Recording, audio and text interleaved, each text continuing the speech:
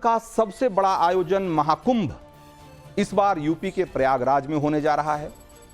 मकर संक्रांति से एक दिन पहले यानी कि 13 जनवरी 2025 से इसकी विधिवत शुरुआत हो जाएगी। इसका सबसे बड़ा आकर्षण हमेशा से वो भव्य और अनोखा जुलूस रहा है जिसमें सनातन धर्म के सैनिक कहे जाने वाले नागा साधु और संत राजसी ठाट बाट के साथ निकलते हैं और अपने अपने अखाड़ों को शुभ मुहूर्त पर कुंभ स्नान करवाते हैं।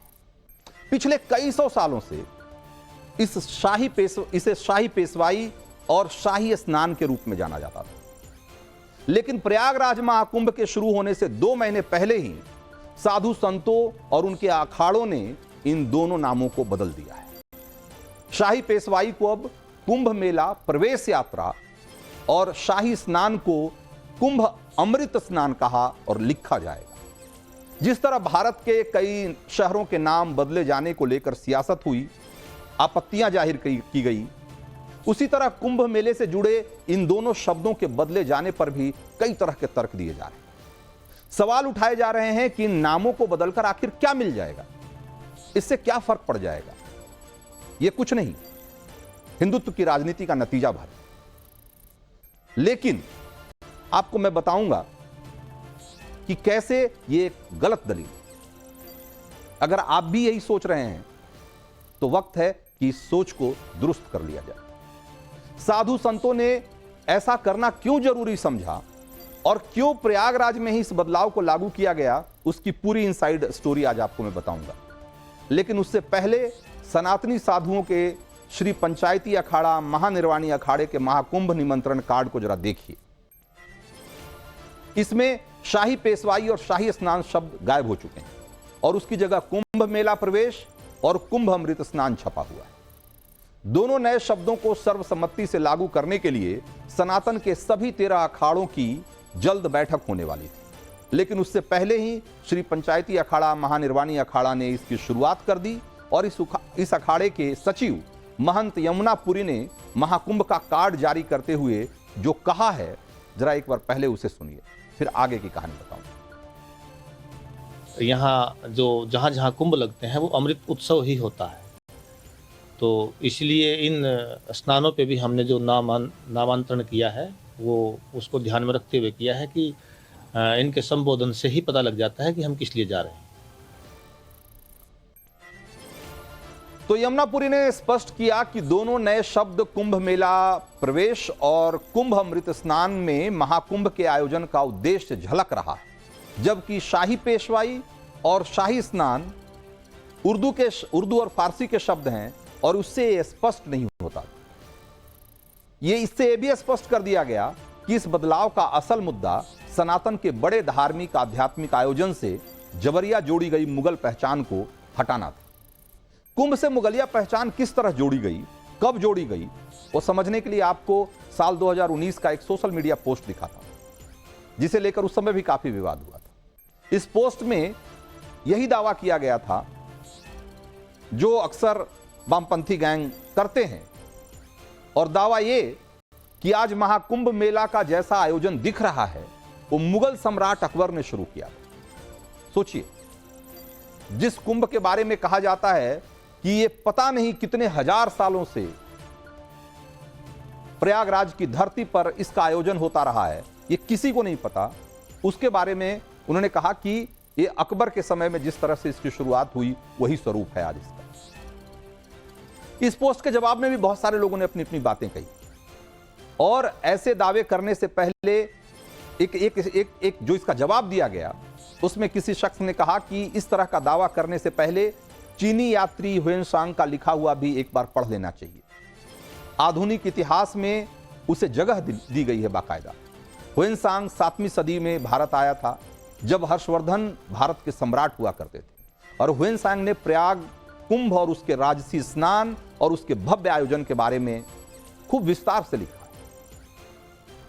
सोचिए कि जब 7वीं शताब्दी में ह्वेनसांग जिसके बारे में लिख रहे हैं, उसके बारे में 16वीं शताब्दी में अकबर का उसका श्रेय जो है 16वीं शताब्दी में अकबर को दिया जा रहा है। और इसी पोस्ट में भी लिखा गया कि अकबर ने कुछ नहीं किया, सिर्फ प्रयागराज का नाम बदलकर उसने इलाहाबाद कर दिया था और इससे ज्यादा कुंभ को लेकर उसका कोई योगदान नहीं। सनातन से जुड़े साधु संत के जो अखाड़े के लोग हैं वो भी कमोबेश यही बात कह रहे हैं कि महाकुंभ के साथ शाही स्नान और अखाड़ों की शाही पेशवाई जैसे उर्दू फारसी के शब्द मुगलों के दौर में ही जोड़े गए।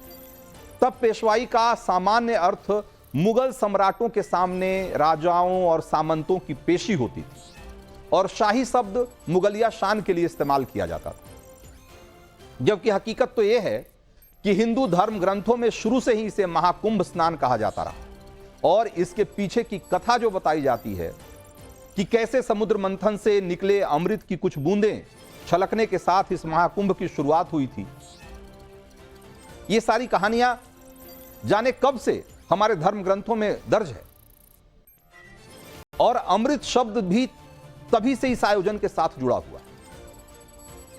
यह जानकारी मैं महाकुंभ के साथ अमृत शब्द जोड़ने और उर्दू फारसी के शब्द हटाने को जो राजनीतिक चश्मे से देखने वाले लोग हैं उनके लिए बात मैं कह रहा हूं। महाकुंभ से जुड़े साधु संतों के अखाड़ों ने शाही और पेशवाई शब्दों को खारिज करने का विचार 2 महीने पहले जताया, जब मध्य प्रदेश सरकार ने उज्जैन के मशहूर महाकाल मंदिर से निकलने वाले भगवान महाकाल के परंपरागत धार्मिक जुलूस से शाही शब्द हटा दिया। शाही सवारी को राजसी सवारी बना दिया गया।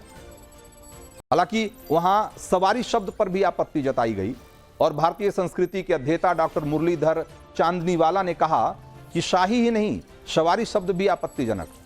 शाही सवारी मुगलिया बादशाहों और बेगमों की निकला करती थी, महाकाल की कैसी शाही सवारी? ये जानकर हैरानी होगी कि 16वीं और 17वीं सदी में महाकाल मंदिर की व्यवस्थाएं मुस्लिम सत्ताधारकों के या सत्ताधारियों के शाही फरमान पर निर्भर हो गई। शाही शब्द का प्रयोग शायद तब से होता आ रहा है और श्रीहस्त मेले के शाही स्नान भी उसी दौर से प्रचलित हुए। शाही सवारी सुनकर हिंदुओं को एक तरीके से शर्म आनी चाहिए। महाकाल की सवारी से शाही शब्द हटाने के साथ ही विवाद खत्म तो हुआ, लेकिन साधु संतों ने महाकुंभ में भी शाही और पेशवाई शब्द हटाने का मन तभी बना लिया था और ये किसी भी तरीके से गलत भी नहीं। बहुत सीधी सी बात है, बहुत सारे शब्दों को सिर्फ उसके शाब्दिक अर्थों से नहीं समझा जा सकता, उनके भीतर संस्कृतियों के संदर्भ छिपे रहते हैं और कुंभ के मामले में शाही और पेशवाई हटाकर अमृत और नगर प्रवेश जैसे शब्दों को लाना इस पूरे आयोजन को उसके सही सांस्कृतिक संदर्भों में स्थापित करने जैसा, और इसमें किसी को आपत्ति नहीं होनी चाहिए। तो देश का मूड मीटर में अब खबर जम्मू कश्मीर की और खबर एक सवाल के साथ। जम्मू कश्मीर से धारा 370 को हटाने के जिस बड़े फैसले को देश की सबसे बड़ी अदालत सही बता चुका है, अपनी हरी झंडी दे चुका है, उसे दोबारा बहाल करने का प्रस्ताव जम्मू कश्मीर विधानसभा में लाना क्या कट्टरपंथी जमात को खुश करने की कोशिश नहीं है? भारत की संप्रभुता से खिलवाड़ की यह कोशिश क्या पाकिस्तान को खुश करने का दांव नहीं माना जाना चाहिए? यह सवाल इसलिए क्योंकि जम्मू कश्मीर विधानसभा में आज सत्र के दूसरे दिन नेशनल कॉन्फ्रेंस सरकार ने यह प्रस्ताव पेश किया, जिस पर बवाल भी हुआ, जो कि मचना तय था, होना तय था।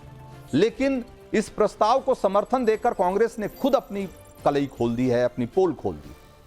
आम आदमी पार्टी के इकलौते विधायक ने भी कश्मीर में धारा 370 की बहाली के प्रस्ताव का समर्थन किया।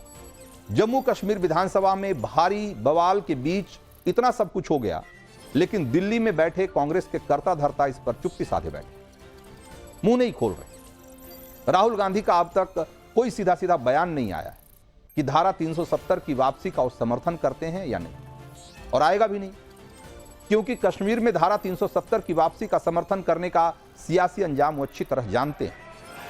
राहुल जानते हैं कि ऐसा करने का मतलब कांग्रेस की राष्ट्रीय इमेज के साथ खिलवाड़ करना होगा, बल्कि इतिहास भी उन्हें इसके लिए माफ नहीं करेगा। हमेशा हमेशा के लिए बात दर्ज हो जाएगी कि भारत की एकता अखंडता की जगह राहुल ने पाकिस्तानी एजेंडे का साथ देना जरूरी समझा।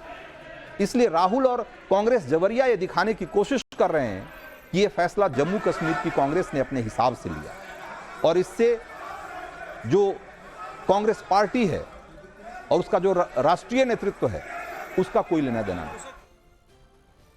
लेकिन उन्हें जान लेना चाहिए कि जम्मू कश्मीर से देश में जो मैसेज जाना था वो जा चुका है और संदेश यही है कि 370 पर राहुल ने देश को धोखा दिया है, क्योंकि कांग्रेस ने एक ऐसा स्टैंड लिया है जो कि देश विरोधी है। बात 5 अगस्त 2019 की तारीख से शुरू कर रहा हूं, जब मोदी सरकार ने ऐतिहासिक फैसला लेते हुए कश्मीर से धारा 370 और 35 को हटा दिया। राहुल और उनकी पार्टी कांग्रेस ने अपने वोट बैंक पॉलिटिक्स के कारण इस पर हल्ला जरूर मचाया, लेकिन वो कभी नहीं उन्होंने कहा कि कश्मीर में धारा 370 फिर से बहाल करें। राहुल से बीजेपी भी ये सवाल बार बार करती रही और जम्मू कश्मीर में सरकार बनाने वाली नेशनल कॉन्फ्रेंस भी, लेकिन राहुल ने कभी धारा 370 की बहाली पर अपना रुख स्पष्ट नहीं किया। जवाब में वो हर बार यह कहकर चुप हो गए कि कांग्रेस जम्मू कश्मीर को राज्य का दर्जा दिलाकर रहेगी। जम्मू कश्मीर चुनाव के लिए कांग्रेस ने जब अब्दुल्ला परिवार की पार्टी नेशनल कॉन्फ्रेंस से गठबंधन किया और राहुल ने जम्मू कश्मीर में रैलियां शुरू की, तब भी केंद्रीय गृह मंत्री अमित शाह ने पूछा और मंच से पूछा कि राहुल गांधी को देश के सामने स्पष्ट करना चाहिए कि क्या नेशनल कॉन्फ्रेंस के एजेंडे से कांग्रेस पार्टी सहमत है, क्या वो कश्मीर में धारा 370 की पुनर्बहाली के पक्ष में है। जम्मू कश्मीर विधानसभा में धारा 370 की वापसी के प्रस्ताव का समर्थन कांग्रेस ने तो कर दिया, तो एक तरीके से राहुल गांधी ने भी एक तरीके से उनका भी स्टैंड, इसको साफ साफ समझ लेना चाहिए लोगों को कि उनका भी स्टैंड साफ हो क्लियर हो गया है। अगर उन्होंने इस पर चुप्पी साध रखी है और उनकी प्रदेश इकाई इसका समर्थन कर रही है, तो उनकी चुप्पी को प्रदेश इकाई का समर्थन समझा जाना चाहिए। अब ऐसे में सवाल उठता है कि क्या यह भारत में 2 प्रधान 2 विधान की देश विरोधी मानसिकता का समर्थन करने जैसा नहीं है। धारा 370 के बाद कश्मीर से अमन चैन की जो तस्वीर दुनिया के सामने आई, क्या राहुल गांधी को तस्वीर खटक रही है? राहुल चाहे जो कहें, देश इसे उनकी या उनकी पार्टी की राजनीतिक मजबूरी मानने को तैयार नहीं है। देश ये मानता है कि इस प्रस्ताव को समर्थन देने का मतलब स्पष्ट रूप से अलगाववादियों के एजेंडे के साथ खड़ा होना है। जम्मू कश्मीर में नेशनल कॉन्फ्रेंस की सरकार बनने के बाद कैसे हालात हैं, कैसे आतंकियों की हिम्मत बढ़ गई है, कैसे आतंकी हमले बढ़ गए हैं, ये किसी से छिपी हुई नहीं है। क्या कांग्रेस के इस स्टैंड से जम्मू कश्मीर में अलगाववादियों को और ताकत नहीं मिलेगी? एक बड़ा सवाल। जम्मू कश्मीर में रोजी रोटी कमा रहे भारत के दूसरे हिस्सों के लोग निशाना बनाए जा रहे हैं। पिछले हफ्ते ही कश्मीर में आतंकियों ने 2 मजदूरों को गोली मार दी। अनंतनाग, पुलवामा, पुंछ तमाम ऐसे इलाके हैं जहां टारगेटेड किलिंग हो रही है। आतंकी अब श्रीनगर के लाल चौक पर फिर से दहशत फैलाने की कोशिश कर रहे हैं। वहां मार्केट में ग्रेनेड फेंक कर एक तरीके से आतंक फैलाने की कोशिश की गई। ऐसे में धारा 370 की बहाली के प्रस्ताव को समर्थन देने से पहले राहुल गांधी को यूपीए सरकार में गृह मंत्री रहे सुशील कुमार शिंदे का वो वीडियो भी एक बार याद करना चाहिए, जिसमें पिछले दिनों एक कहते सुनाई दिए थे कि आज जम्मू कश्मीर में अमन चैन है, लेकिन उस समय तो वहां जाने में मुझे भी डर लगता था।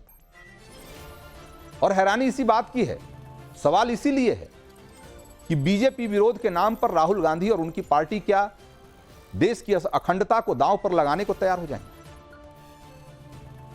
इस सोचे समझे फैसले का किस मासूमियत से बचाव भी किया जा रहा है, एक बार वो भी आपको सुनना चाहिए।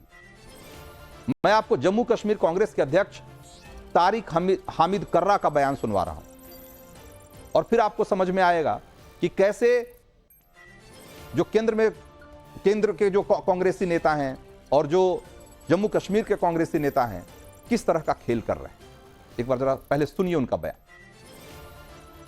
वहां पे पेश हुआ असेंबली में, ये restoration of statehood and constitutional guarantees का है, जिसमें हमारा स्टेटहुड के साथ साथ गारंटीज में जो आता है वो right to land, right to jobs and right to natural resources है, राइट टू कल्चरल आइडेंटिटी जो है, ये उस चीज के वास्ते हुआ।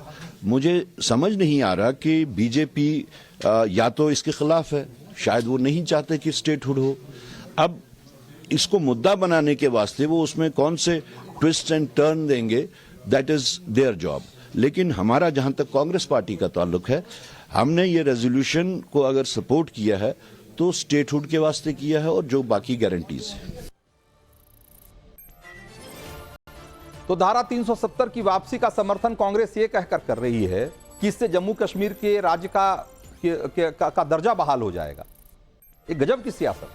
कांग्रेस आखिर किस भ्रम में रखना चाहती है लोगों, या कश्मीर के आवाम को, या यूं कहें कि महाराष्ट्र जैसे उन राज्यों के मुस्लिम वोट बैंक को जहां विधानसभा चुनाव अभी होने वाले हैं।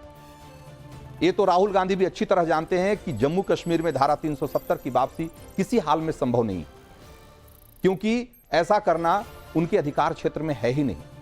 अगर वो चाह भी लें, अगर वहां की विधानसभा चाह भी ले, वहां की सरकार चाह भी ले, तो ऐसा नहीं कर सकते। लेकिन फिर भी वो इस तरह के प्रस्ताव का अगर समर्थन कर रहे हैं तो एक तरीके से वो अपने पैर पे कुल्हाड़ी मार रहे हैं, क्योंकि नेशनल कॉन्फ्रेंस ने जो किया वो तो अपनी गर्दन बचाने का दाव है एक तरीके से। जम्मू कश्मीर विधानसभा में प्रस्ताव लाकर उसने गेंद अपने पाले से बाहर कर दिया। उसके पास तो ये सफाई है कि धारा 370 की बहाली के मामले में हम प्रस्ताव के अलावा और कुछ कर ही नहीं सकते थे, जो कि हमने कर दिया। लेकिन कांग्रेस को याद रखना चाहिए कि संसद में विपक्ष की कुर्सी पर बैठे हुए हैं राहुल गांधी, और उन्हें इसका जवाब हर मंच पर देना पड़ेगा, आज नहीं लंबे समय तक देना पड़ेगा। तो देश का मूड मीटर में आज इतना ही। वक्त है एक छोटे से ब्रेक का, और